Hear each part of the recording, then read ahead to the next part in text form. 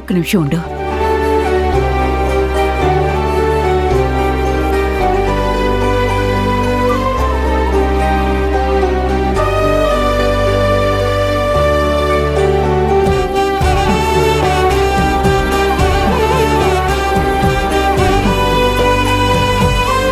అమ్మమ్మా, ఏంటమ్మమ్మా, ఏంటివన్నీ?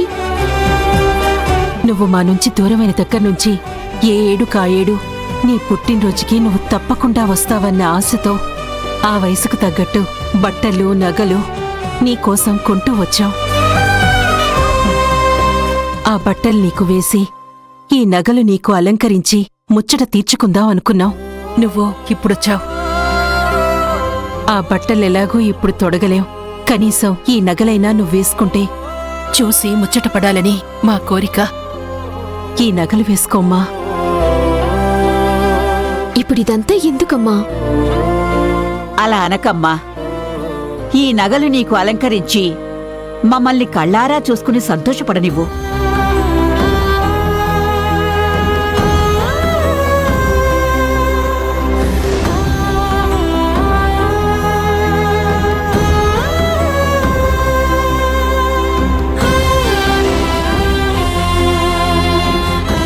ఇన్నేళ్లు నువ్వెక్కడెలా పెరిగావో మాకు తెలీదమ్మా. ఇక్కడ నీకు 4 పని మనుషులు, కాలు కింద పెట్టకుండా అనుభవించే రాజభోగం వదులుకుని నువ్వక్కడ కష్టాలు పడుతున్నావని నీ గురించి తలుచుకుని నేను బాధపడని రోజంటూ లేదమ్మా.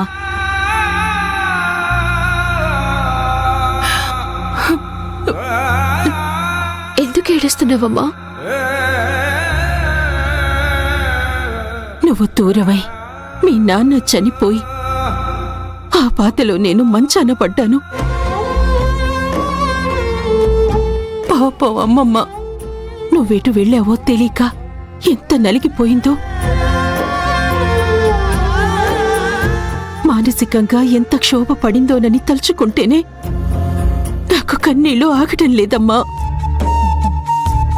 అయ్యో, అనవసరంగా అవన్నీ గుర్తు చేసి వాగ్దేవిని బాధ పెట్టాను.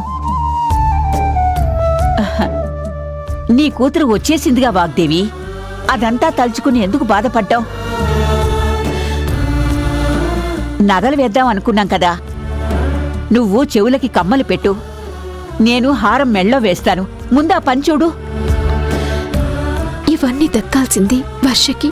తన మీద మీరు ఎంతో ప్రేమ పెట్టుకున్నారు. తను తిరిగి రాని లోకాలకి వెళ్ళిందంటే మీరు ఎలా తట్టుకోగలరు? అమ్మా, ఏ సందర్భం లేకుండా ఇప్పుడు ఎందుకమ్మా నగలు? పోనీ పండక్కి వేసుకుంటావా అమ్మా? ఒక పని చేద్దాం.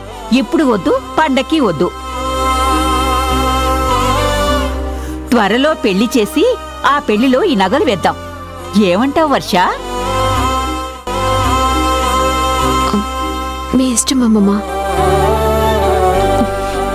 కనీసం ఈ ఒక్కటైనా నా కోసం వేసుకోమ్మా. మీ అమ్మ కోసం వేసుకో తల్లి.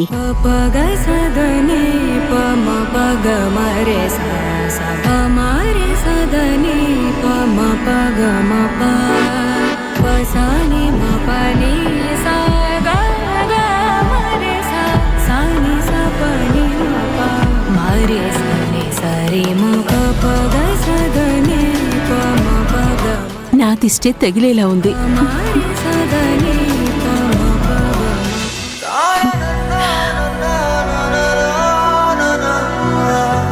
నేను వర్షని కాదని మీకు తెలిసినప్పుడు మీరు పడే బాధ ఏంటో గుర్తొస్తుంటే కన్నీళ్ళాగటం లేదు.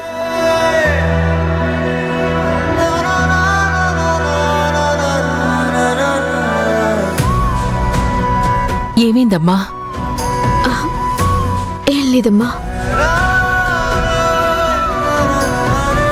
అమ్మా, వర్షకి ఈ నగ చాలా బాగుంది కదమ్మా. మరి నా మనవరాలంటే ఏమనుకున్నావు?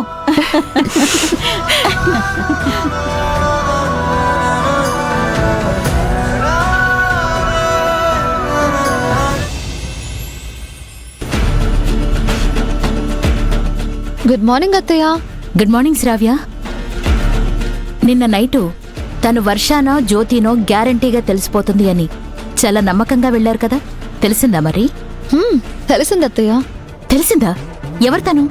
ఆ జ్యోతినా వర్షనా? ఎగ్జైట్ అవ్వకండి అత్తయ్య. తను ఆల్మోస్ట్ జ్యోతి అని దొరికిపోయింది, కానీ చివరి నిమిషంలో ఎస్కేప్ అయింది. అసలేం జరిగింది శ్రావ్య?